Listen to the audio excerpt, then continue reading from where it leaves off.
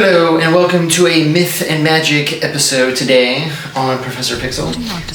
Myth and Magic has to do with superstitions and mythologies and various gods throughout history. Today, the god we're talking about is the Egyptian god Ra. How about that? Pretty cool.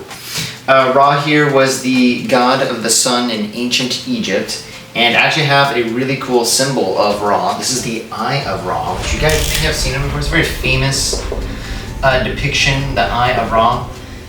From my brief research, it basically says this Eye of Ra was not only a symbol, but also kind of like another manifestation or something that was also worshipped in ancient Egypt. Pretty cool. So that's the Egyptian god Ra symbol there. For those of us who love Yu-Gi-Oh, the Japanese anime series, if I remember, one duelist actually brought out the winged dragon of Ra. So I always like to say Ra also has a cool dragon with him, and he like fights other gods and stuff like that.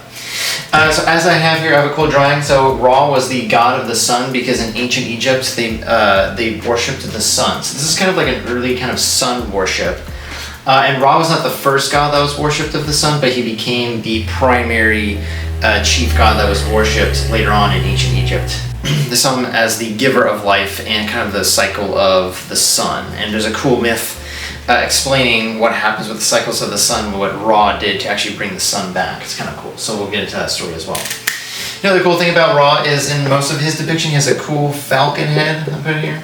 It looks pretty cool. He's got a giant like falcon head. He's like a dude and he's got this cool falcon head. When he goes to the underworld, he actually has a ram head. So he actually changes forms depending on where he is. When he's out in the day in the sun, he's got this cool falcon head. When he goes to the underworld, he has a ram head. So kind of interesting. It's cool how the Egyptian gods kind of combine different like animals and different mythologies and then combine gods and fuse their characteristics together. So pretty interesting there. People who have studied ancient Egypt and the language and the culture and all of their gods and their mythologies, they can look at the hieroglyphics and the various symbols that are depicted. They actually translate that to the Egyptian god Ra. And he has several hieroglyphics that they know that they're depicting and talking about the god Ra. So kind of cool. I'll show some cool images of the hieroglyphics. And so Ra's following really began a little bit before 2500 BC. I have the dates here for us. So we have 2500 BC to about 2401, we'll say, 2401 BC. And there's various dynasties that historians have classified in ancient Egypt. There's like 2nd, 4th, 5th dynasty. I forget how many dynasties there are. But there's a variety of dynasties within ancient Egypt. And this 100-year period is really where Ra starts to be heralded as one of the great deities in ancient Egypt, and he's kind of like the big juicy sun god. So everyone's like, oh my gosh, I gotta worship this Ra guy, he's pretty cool. And so this lasted for about 100 years here, or that's when he really started becoming popular, became a super popular god because he's the sun god and he's cool and he has a cool falcon head. So like, we gotta worship this guy. And a lot of the pharaohs, some pharaohs even started becoming called the sons of Ra, so it became very popular to say, oh, I'm a follower of Ra, so that became a very common thing around this time in history. Very, very super long time ago was ancient Egypt. Now, really cool story about the Egyptian god Ra is there's a cool myth about how he kind of moved the sun. He was kind of like the bringer of the light, the bringer of life, and the bringer of the sun. Anyway, since ancient Egyptians were completely clueless on nuclear fusion and stars and hydrogen and helium and our place in the universe, and that the sun was just another star, they made up cool mythologies. The stories are pretty cool nonetheless, and this is one of them. So they imagined that Ra was actually on this giant boat, and they called this boat a bark, or barque, I'm not sure how you pronounce it, but called a bark. It's like one of those weird ancient boats. But anyway, Ra would be on his little boat, and he would bring the sun with him. So during the day, he would kind of like transport the sun with him on this boat. And there's actually also cool depictions of Ra with a giant sun over his head. Sometimes he has the falcon head, and he's got this giant like sun, which is another depiction of Ra. Now, the myth gets really cool when when the sun reaches the horizon or reaches the low point and actually transitions into nighttime. So when this happens, Ra actually goes into the underworld. So he's taking the sun and himself. He actually travels through to the underworld, the world of the dead in ancient mythology for Egypt here. And while he's in the underworld, the sun would be going out into the underworld, and he would fight this other god named Apophis. Now we may have heard of the name Apophis, which is pretty cool. Apophis is the god of chaos. Mr. Chaos over there. The Greeks also had their own chaotic god as well. God Chaos. But Apophis here, also now named after a meteor which may or may not crash into Earth in a little bit.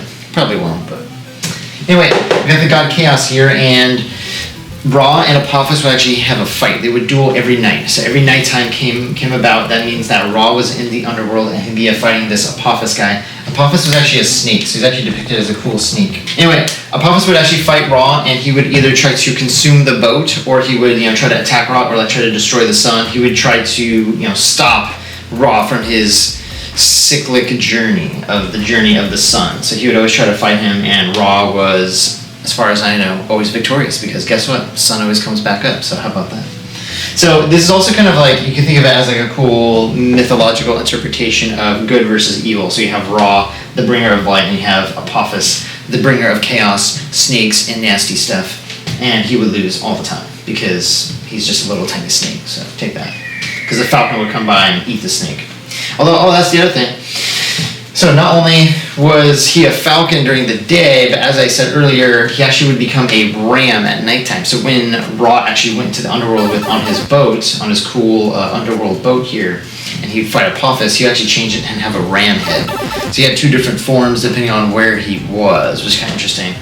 As we can see in ancient Egypt, a lot of the mythologies and stuff, a lot of the gods would combine and have fused characteristics. But anyway, so yeah, pretty cool. So the story of Apophis versus Ra was really cool, kind of a big staple, a big story that the Egyptians told each other to kind of explain the origins of the sun and the cycles of night and day. And that Ra was kind of like the bringer of the light and always constantly was fighting Apophis and trying to take him out to bring the sun back to the world. So kind of cool with that. So another cool myth, this kind of explains more like the beginning of time and the origins of our universe. This is actually a cool, interesting myth. So at the beginning of time in ancient Egypt, they believed that everything was chaos and there was all these primordial waters. So there's a primordial water and everything was like this soupy water and it was all kind of chaotic. Well, out of this, there was actually a pyramid that grew, and this pyramid was named Ben, kind of funny name.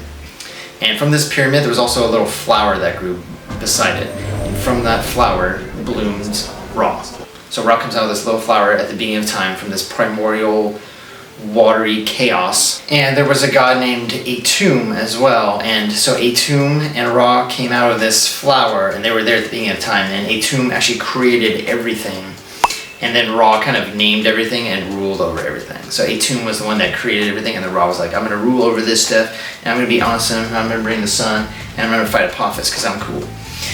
So Ra was one of those guys that he just came on the scene and he helped rule over this new creation from these primordial waters. And he also created a couple other gods as well. So kind of interesting with that. Another little fun mythological story there about the beginning of time, that Ra emerged out of this flower from this primordial chaos. So pretty cool. And finally, as we know in all history, especially these ancient religions, Ra's time came to an end. So once Christianity really spread, right here, once Christianity spread, we had monotheism going on and that Jesus guy happening. And everyone's like, oh, this Jesus guy is pretty cool and stuff. And so the time of Ra came to an end, though he was worshipped for a very, very long time, for over 2,000 years, give or take. So a little bit more than 2,000 years, let's say greater than 2,000 years, maybe 2,500 years, because it was once Christianity spread through the Roman Empire, the belief in Ra and the ancient Egyptian deities started to decline, and everyone was following this Jesus guy and this monotheism, like, hey, this Jesus guy is pretty cool, let's go follow this guy. I remember the Roman Empire really came on much after ancient Egypt, but it was around about the 1st century AD that Christianity really started coming to Egypt even. And so once that spread to Egypt, and that more people were following this guy Jesus and this Christian stuff, and religion really started to change, and it got away from polytheism and became more monotheistic. So Christianity is one of the big boy reasons for that big shift. And unfortunately, Ra had his time in the sun as the maker of the sun and the bringer of the sun. But his time would come to an end around, and he was worshipped for, I'd say, about 2,000, 2,500 years. That's a long time for a god, so he had his time in the sun, and he now continues to bring the sun back in through the cycles. If you still want to believe in him, why not? He is the winged dragon of Ra, the ancient Egyptian, the guy with the cool falcon head, the bringer of the sun, the fighter of Apophis, the ancient Egyptian god Ra. It's pretty cool, pretty epic. Hope you guys learned a little bit about the ancient Egyptian Ra on Myth and Magic here today. See you next time.